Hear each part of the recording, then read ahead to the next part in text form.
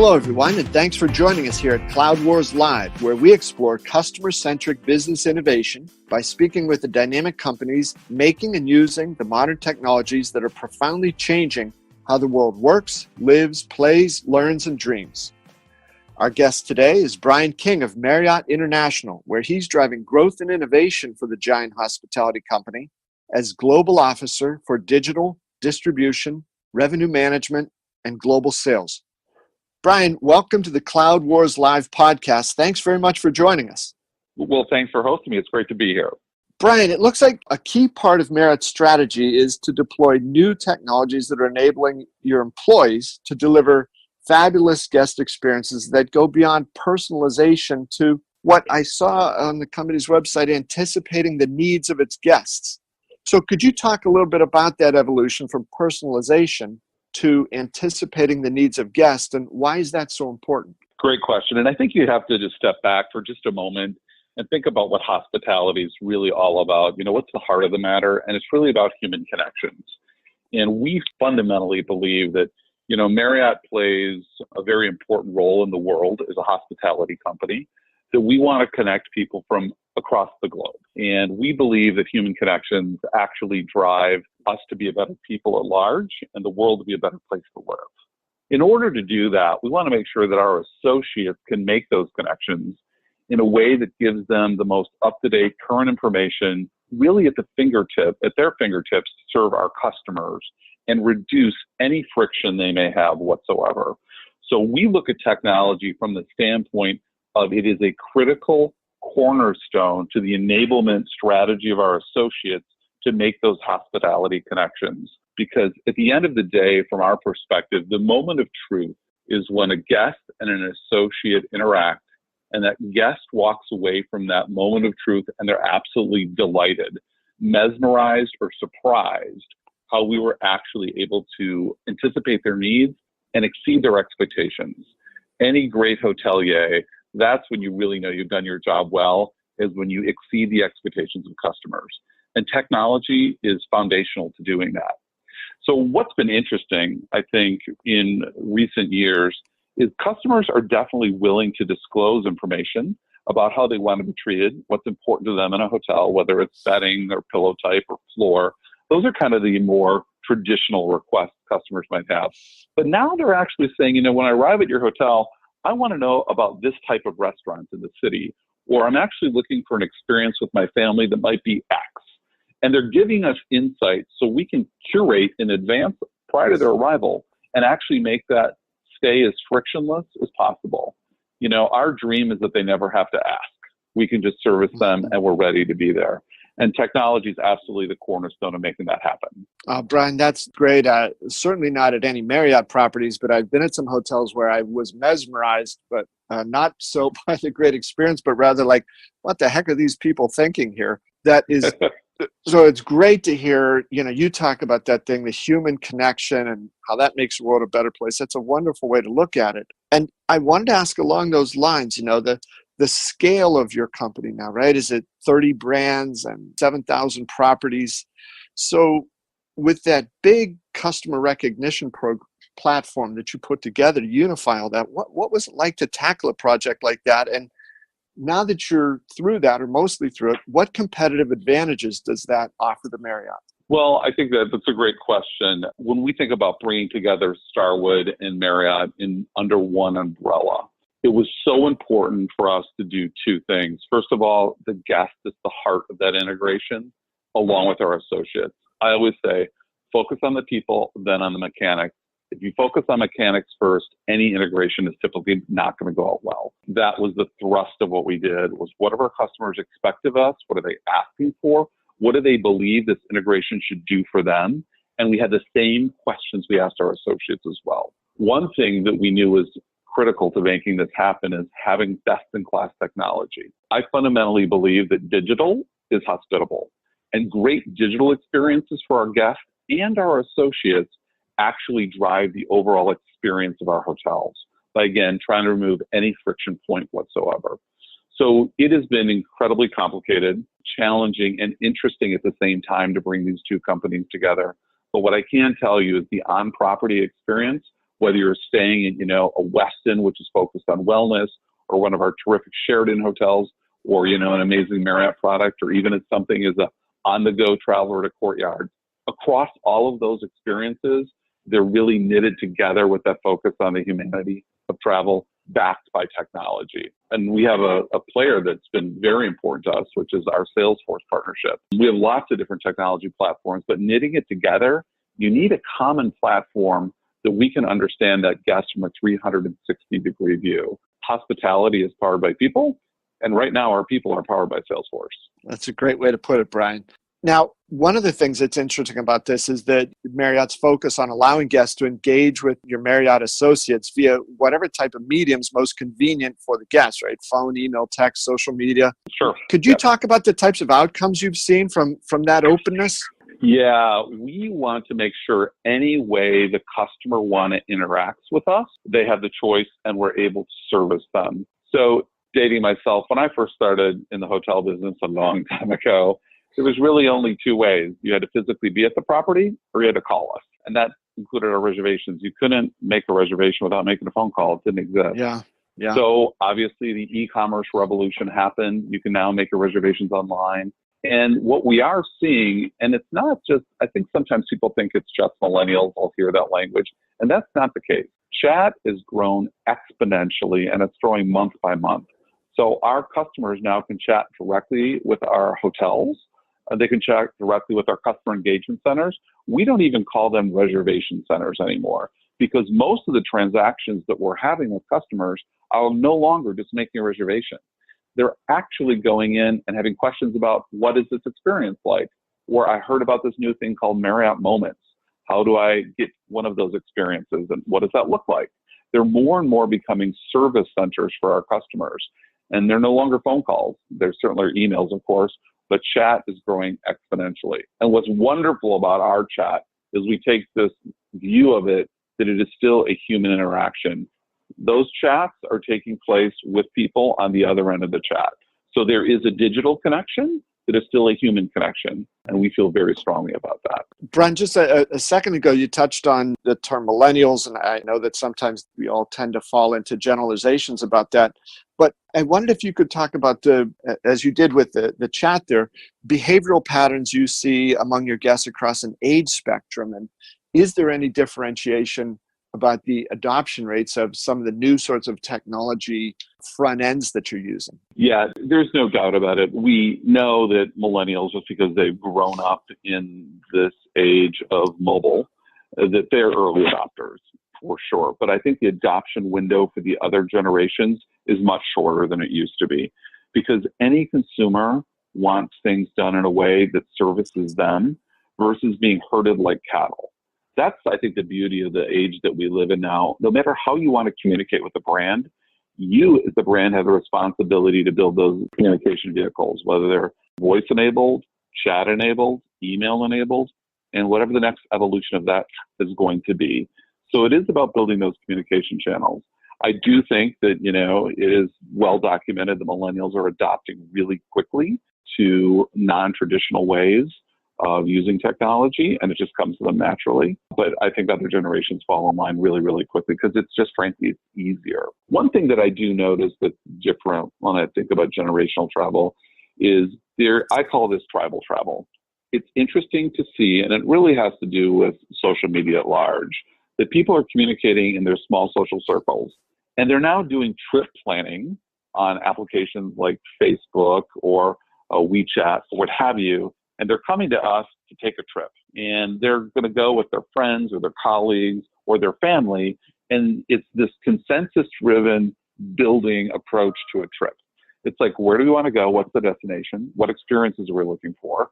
How do we want to get there? Where do we want to stay? And in the past, I think that was driven more in a family hierarchy top-down.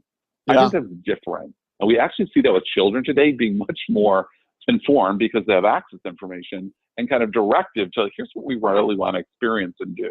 So that's been an interesting shift for us to watch in the travel space, and certainly in hotels. And Brian, that's so interesting too, as you flip this back to some of your other comments throughout here, which is, how do you sort of turn the thing inside out, right? The old traditional models, we have this many rooms, it's this price, that's it. And if you want to reach us, you got to call us.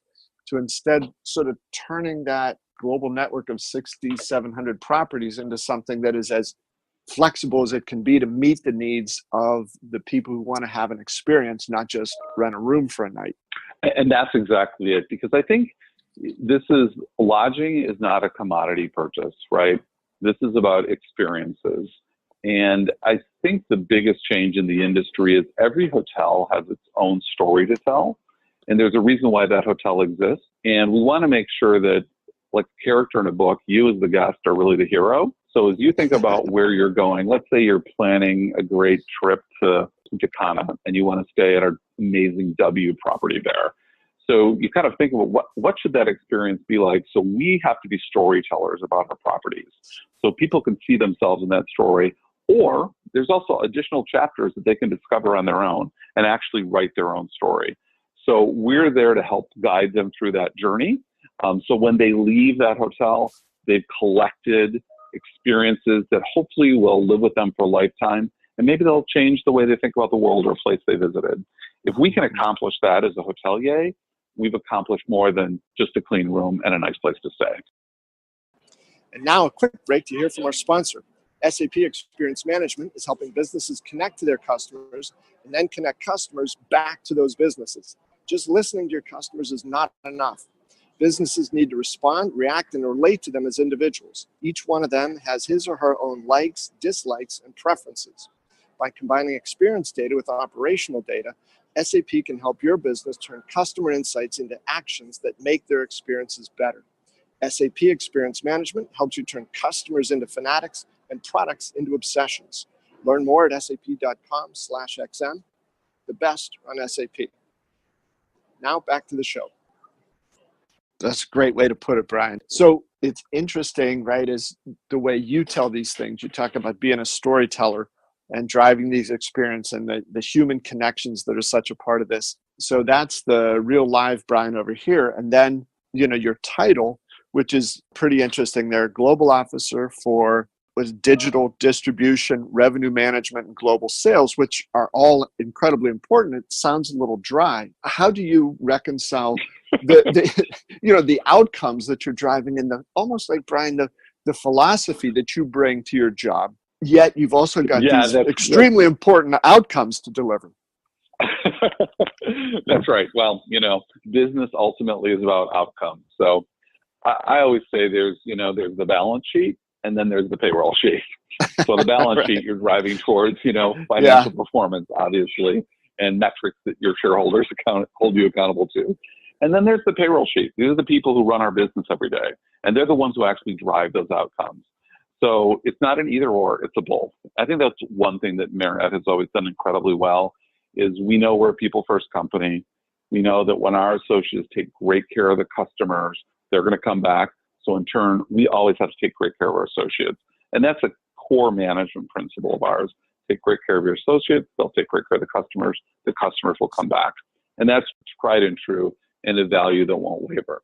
So back to my long and interesting title. Yes. it is, and I think what's important, because all of those functions, one of which is also the customer engagement centers I'm accountable for, that all has to connect. I definitely take, and my team takes, an omni-channel view of the entire customer experience. So when they decide to make a reservation, how that reservation is priced, when they have a service issue, that our customer engagement centers are there to take care of them. So that one individual customer, I look at from a 360-degree view. How do they interact with our mobile application? Did they switch over and use our web application? What happens if they decided to chat with our CECs, and then that chat turned into something directly with the properties? So weaving that entire network together in a way that's frictionless and connected for our customers, you do need one person who oversees that, because I grew up on a small dairy farm in Wisconsin, and silos always scared me. I don't like silos. I didn't like them on a farm, and I certainly don't like them in business. Everything has to be connected. I like beautiful fields with waving wheat, and that's how business should work. It should flow and move together in a beautiful matrix organization. Brian, there's almost like a magic that happens when you get some of those constructs, those walls and those silos knocked down. And it's so interesting, talking to companies in every sort of industry, when you get inside a little bit and talk to them about that, they'll say, well, you've said it'd be easier if you did it that way. Why don't you do it that way? And often the answer is, well, Yep. this is how we've always done it. So almost like the old model was, hey, we're trapped. The process rules us. We don't rule the process. And again, I think what's so interesting about what you're describing, it's almost like the company erased the past and said, we're going to create a new sort of hospitality company built around this customer and the adventure and the human connection. So as you describe how you pull those different threads together, plus customer engagement, it really seems to be the model for what businesses need to be going forward into this customer-driven future. Yeah, it's, what's interesting, I find business interesting in general, that you want to drive for efficiency, but if you never take the time, efficiency in a frictionless environment, certainly for your customer and your associates, but you've also got to step out of that, because sometimes you're building walls that are, you don't unwillingly or unknowingly hurting you for the long term. And our founder always said something that rings true to us today, and that success is never final. And the DNA of our company is always reinventing, always trying to do better. And we'll look at a process that might have been around for 10 years or maybe around for 10 months and say, is that still good? Is there something better out there? Why are we doing it that way? Part of that is being real smart about your leadership and always kind of mixing it up and having people come in with fresh eyes. And I think when a business leader holds something to their heart that's just super precious in a process, there's risk with that. Now, you company values that ground you hold precious, right? And you build your organization around that. The processes should never be precious, because when they become precious, they become institutionalized. And sometimes that institutionalization can actually hurt the foundation of the organization. So we're always pushing against our processes to make them better. We live in a time where things are moving so quickly. Something that was great yesterday may not be great today, and you've always got to be on the lookout for that. Brian, in the hospitality industry, I know you touched on some of them here, but I just want to make sure, given this sort of incredible perspective you have on the hospitality business and your customers, could you talk about some of the emerging trends that you and your team focus on? One of the big trends that is happening in hospitality today is certainly what we're seeing in the food and beverage space. People are on the hunt for the new, the interesting, the yet to be discovered food and beverage opportunity. People eat with their eyes, and they certainly love to seek out new food and beverage opportunities. That has significant implications for digital, and you're seeing that with digital applications outside of lodging, whether it's Galley or Uber Eats or what have you. People are no longer just going to their local pizza joint. They can have anything they want delivered whenever they want it. I want my gluten-free vegan meal delivered exactly 4:30 for my family of 4. So it's that ability for choice and control. That's one thing, but you have to have the delivery mechanism to get that to the customer. So food and beverage trends are something, and how technology intersects with food and beverage. We're really focused on that right now, because what people do in their home, they also expect when they travel. So if you can have that on-demand eats 24/7, kind of anywhere you want, we have to respond to that appropriately in our hotels. I think another trend is design trends. I think that's one thing the millennial generation really has pushed people's thinking on, is good design.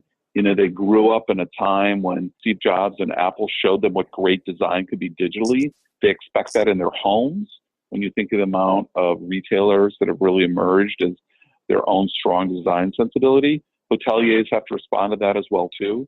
We don't even call it a lobby anymore. It's a living room in some of our brands. So at one time, to give you some perspective, I think the hotel lobby was a place to pass through. I checked in, I checked out.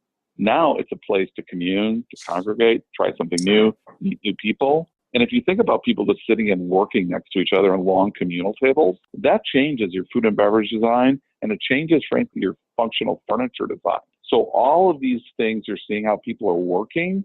We're kind of bringing that all into our hotel lobbies as well, too. They're a place to work. They're a place to relax, to work publicly or privately. And that's very different than it was 10, 15 years ago. You mentioned a few minutes ago about dating yourself. Well, I'm definitely dating myself here, but I've been an SPG Platinum member for quite a while. Love them. I was in New York recently. I walked into a Sheraton, and what used to be the lobby, and I looked around and I said, there were these big, beautiful tables and seats, and they had power outlets in them and all. And I went over and I just sort of stood there. an associate walked by and said, "Can I help you?" And I said, "Yeah, I just want to know, can I sit anywhere I like?" And she just laughed, said, "Of course you can." Said, "It's open seating." And I said, "Okay, do I need to order something?" And again, she looked at me and in a very nice way, just sort of laughed and said, "No, this is a place you can sit down and do your work." So for me, I was thinking, first of all, like you said, the lobby is a place to pass through, get into it, get out of it as quickly. And if a hotel was ever going to have a table or a place to sit down, then there was an expectation, okay, you're sitting here, you're going to buy something from us. And the whole mood, the whole atmosphere was just so different there. So that tangible opportunity for you to change people's minds, reset their expectations, it really hits with that sort of thing. Yeah, one of our brands, our long established, amazing Marriott Hotels and Resorts brand, their philosophy is the art of hosting. And I fundamentally believe in that. We are hosts, and we don't want to process customers. We want to host customers and our guests. And when you kind of take that mentality that you're a host and you're hosting someone in your home, there's a certain level of behavior and expectation that comes with that for yourself. And it's the same in the hotel business. So we are definitely about hosting people and caring for them on the road.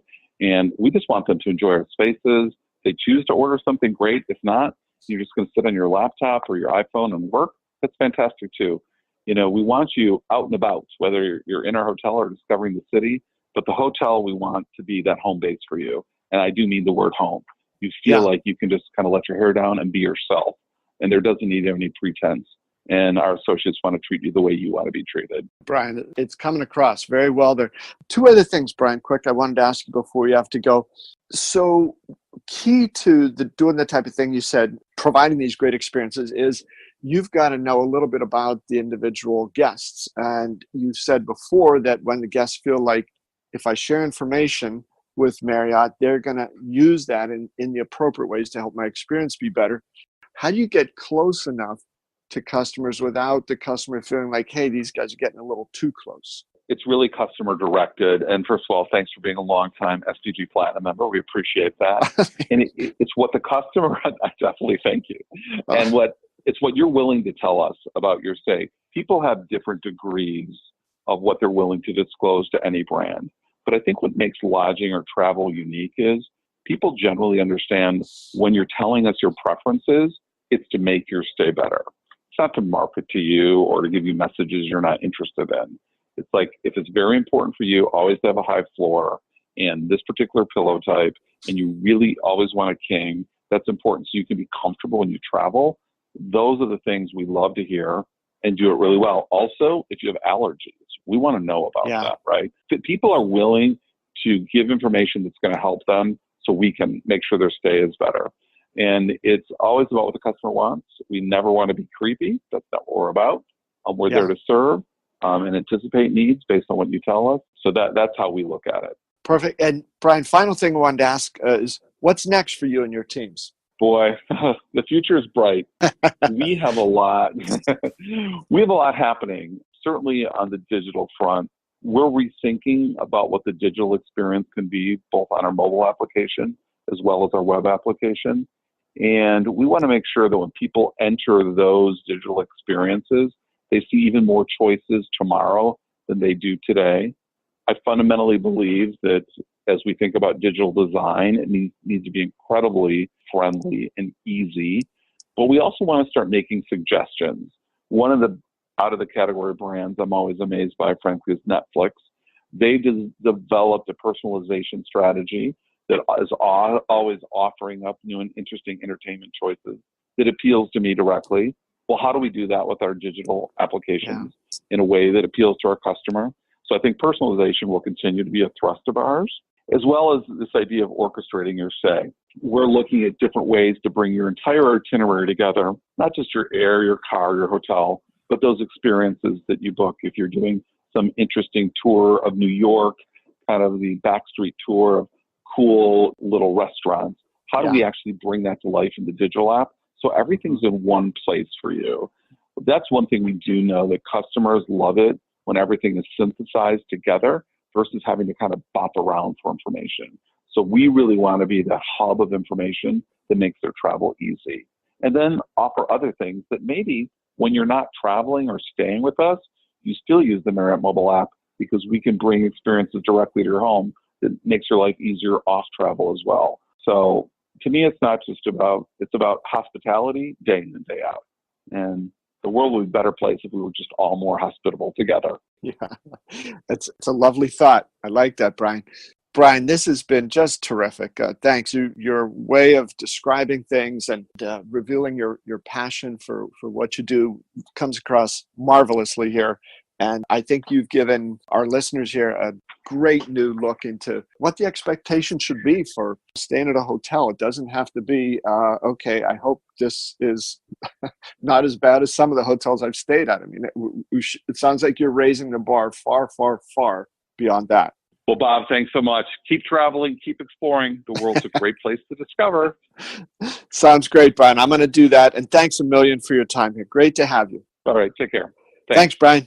And many thanks to all of you listeners for joining us here on Cloud Wars Live, where we explore the unfolding adventures of digital transformation and cloud computing and how those are profoundly changing how we live, work, play, learn, and experience the world. I hope you'll join us for other episodes of Cloud Wars Live, and please share your feedback with me at bobevanspa@gmail.com.